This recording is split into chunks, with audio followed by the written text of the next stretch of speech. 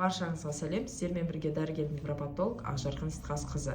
Егер сіз емізетін ана болсаңыз, және сіз жаңадан босанып, қандай тағамды жеймін, қандай тағамды жемеймін, немесе кофе ішуге бола ма, болмай ма, немесе көкөністер жеуге бола ма, болмай ма деген сұрақтар сізді мазалайтын болса, мен сізге емізетін анаға арналған 10 кеңес туралы айтатын боламын.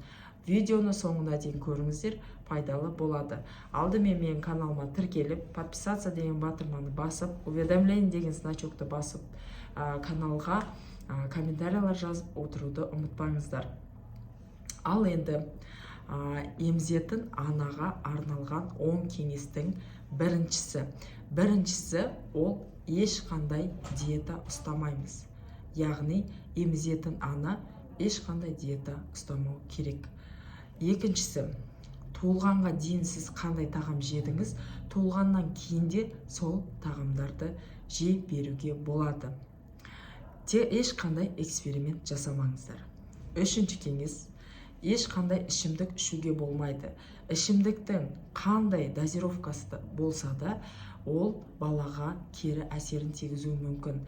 Әсіресе тыныс алу жолдарына әсер етеді. Сондықтан міндетті түрде ішімдік ішуге болмайды.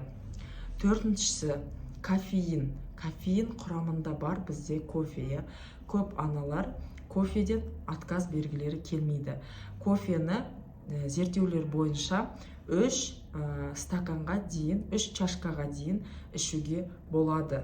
3 чашкадан асатын болса, кофе баланың ұйқысын бұзуы мүмкін. Сондықтан, егер кофе ішетін әдетіңіз болса, 3 кеседен артық ішпеңіз. Бесінші кеңес, ол теңіз өнімдерін міндетті түрде 300 граммнан бір аптаның ішінде жеу керек. Теңіз өнімдері бізге баламызға өте көп витаминдер мен микроэлементтер сыйлайды. Алтыншы кеңес, ол ешқандай голодовка, яғни ашықпаймыз. Өйткені ашыққан кезде біздің сүт бөлінуіміз бұзылады емізетін аналарда. Емізетін аналар басқа әйелдерге қарағанда 400 килокалориядан жоғарырақ жаңағыдай тағамға мұқтаж болады. Егер сіз голодать ететін болсаңыз, яғни ашығатын болсаңыз, онда сіз сүттің бөлінуін тежейсіз. Жетінші кеңес, разнообразный әртүрлі тамақтану. Яғни тамақтану пирамидасы бойынша сіздер тамақтануларыңыз керек. Ол жақта, значит, сізге етті тағамдар, міндетті түрде көкөністер, жеміс жидектер, белковый, белок және көмірсу, май, осы 3 показатель барлықтары сіздің ағзаңызға түсіп тұру керек.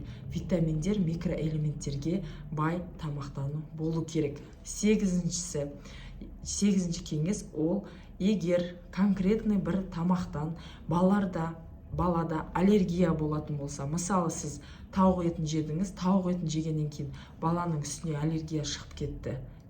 Сіз тауық етін жемей біраз уақыт бақылаңыз. Егер балаңызда аллергиясы кетіп қалатын болса, онда бұл тауық етін сіз ограничивать етесіз, шектейсіз.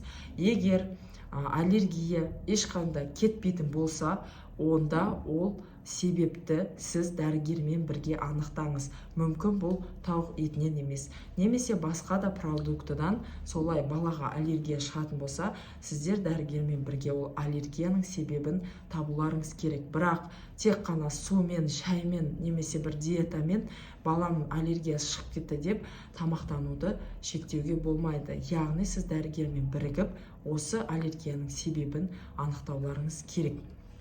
9-шы кеңес, егер сіз вегетариандық болатын болсаңыз, яғни етті тағамдар жемейтін болсаңыз, міндетті түрде сіздің ағзаңызға кейбір витаминдер, микроэлементтер жетіспеуі мүмкін.